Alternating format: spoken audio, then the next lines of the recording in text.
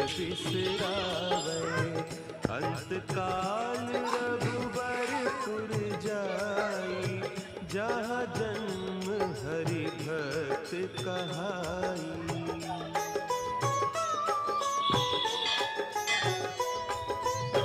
और देवता चित्त न धरई, हनुमत से सर्व सुख करई। संकट कटे